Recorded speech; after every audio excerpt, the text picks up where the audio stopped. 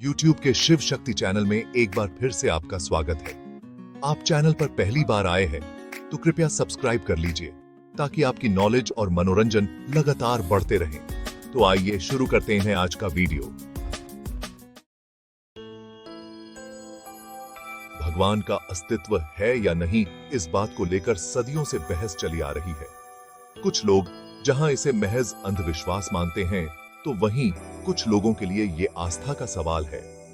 आस्था और अंधभक्ति के इस खेल को परखने के लिए वैज्ञानिकों ने भी कई दावे किए हैं, जिसमें ईश्वर के वजूद को लेकर कुछ तर्क दिए गए हैं। तो क्या है वो बातें, आइए जानते हैं। भगवान की उत्पत्ति कैसे हुई, इस बात का उदाहरण कई धार्मिक ग्रंथों में देखने को मिलता है।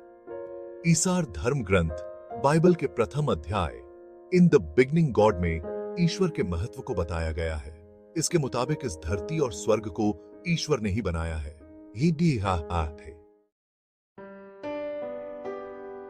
जीवन और मृत्यु एक ही सिक्के के दो पहलू हैं। जिंदगी का मतलब है किसी नई चीज का विकास, वहीं मृत्यु का मतलब है सांसारिक चीजों को त्याग कर ईश्वर में लीन होना। आध्यात्मिक किताबों के अनुसार मरने के बाद व्यक्ति को स्वर्ग और नर्क की प्राप्ति होती है।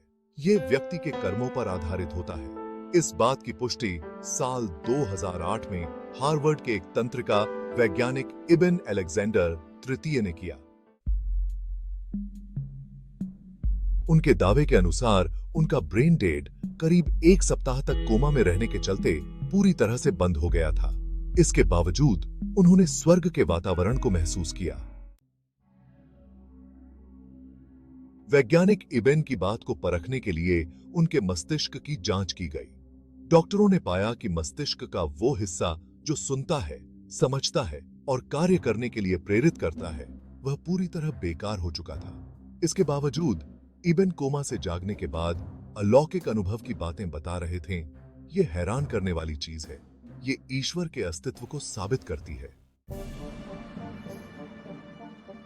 कहते हैं दुनिया में मौजूद सभी छोटे बड़े जीवों की रचना ईश्वर ने ही की। तभी इनका सबूत वर्ष 1725 में जर्मनी एबेलस्टैट पर्वतों पर देखने को मिला। इसमें छिपकली, मेढक, मकड़ी, मछली के चेहरे वाले पक्षी, चांद, सितारों के आकार में कटे हुए कुछ चूना पत्थर मिले थे।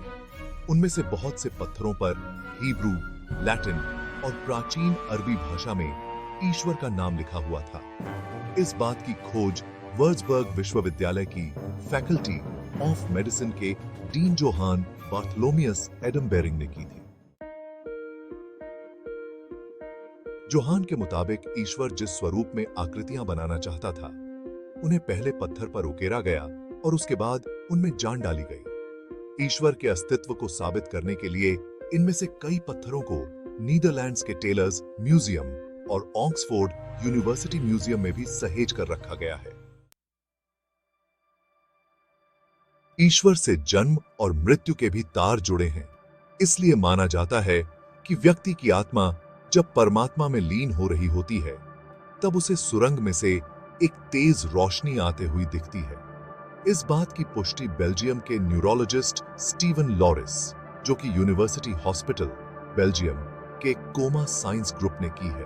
उन्होंने कई मरीजों पर परीक्षण कर पाया कि जब वे मरने वाले थे, तब उनका दिमाग कोमा में जा रहा था। उस वक्त उनके शरीर में सिहरन होती है और उन्हें एक सुरंग में जाने का एहसास होता है।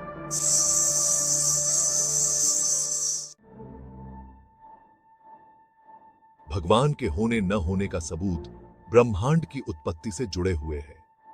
वैज्ञानिकों का मानना है कि महाविस्फोट के जरिए सृष्टि की उत्पत्ति हुई है, जबकि आध्यात्मिक तौर पर ईश्वर की मर्जी के बिना इन चीजों का निर्माण संभव नहीं है। चूंकि वैज्ञानिक आज तक बिग बैंग यानी महाविस्फोट के होने का कारण नहीं खोज सके हैं, इसलिए इसे भगवान का चमत्कार माना जाता है। भगवान के होने का दूसरा प्रमाण प्रकृति को देखकर भी लगता है, क्योंकि दुनिया में कई तरह के जीव जंतु मौजूद हैं। इनमें इंसान भी शामिल है। इन सब की उत्पत्ति अचानक धरती पर कैसे हुई, इस बात का पता आज तक वैज्ञानिक नहीं लगा पाए हैं। इसलिए इसे ईश्वर की रचना मानी जाती है। मानव शरीर की संरचना का गठन भी भगवान के चमत्कार के तौर पर देखा जाता है, क्योंकि कैसे एक व्यक्ति का जन्म होता है और वो कैसे विकसित होता है, इन सब के पीछे का साइंस ईश्वर में ही समाया हुआ है। क्योंकि इन ऑर्गेन्स का विकास कैसे हुआ और कैसे एक नन्हे से जीव को जीवन मिलता है, ये सारी गुत्थी अभी तक अनसुलझी है।